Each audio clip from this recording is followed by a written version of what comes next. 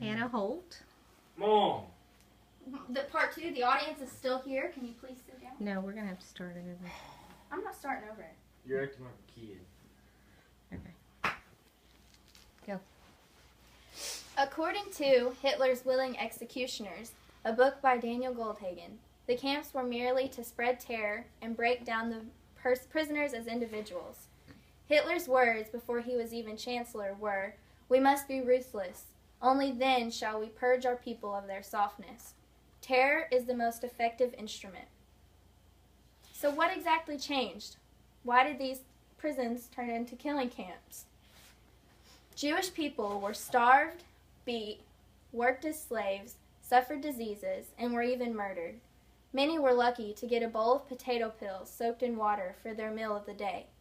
They didn't sleep on beds because there weren't beds. A survivor of the Holocaust named Walter Felger said, "There were no mattresses, just a wooden plank with straw covering it. And if they found straw on the floor, you got a beating." They were also forced to wear uniforms that were never washed and shoes made of wood and canvas, making it extremely difficult and painful to walk and do the work they were required to do to live another day.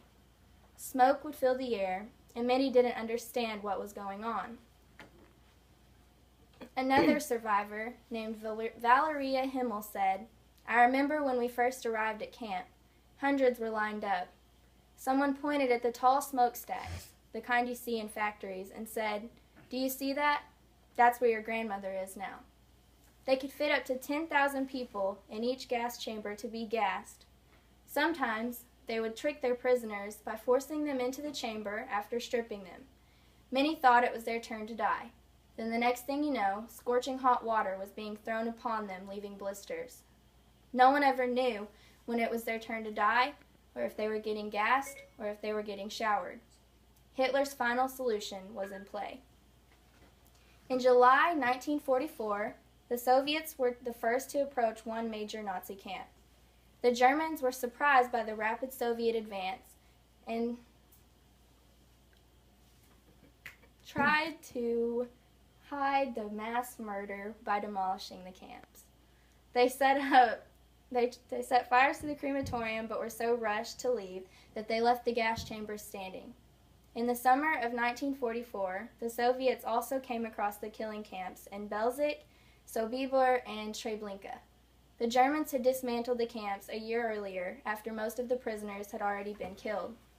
The Soviets then liberated the largest killing camp, Auschwitz, in January of 1945.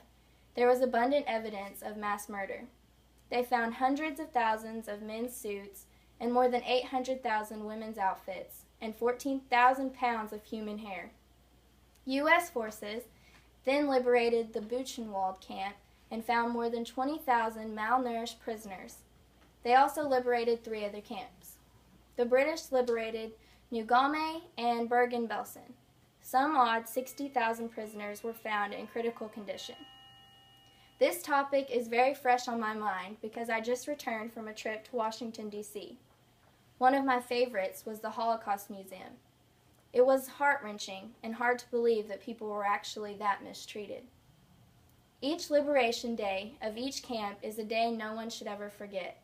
Over 6 million innocent people were murdered, for who knows what reason, other than the fact that Hitler was pure evil. Could you imagine being forced to stay in a camp where dead bodies were stacked upon each other like wood? Could you imagine staying somewhere in a place where all you could smell was burning flesh? Real people with souls experienced these horrific scenes that we all read about in our history books. We must remember those who lost their lives to an evil man and vow to never let it happen again. Because all men are equal.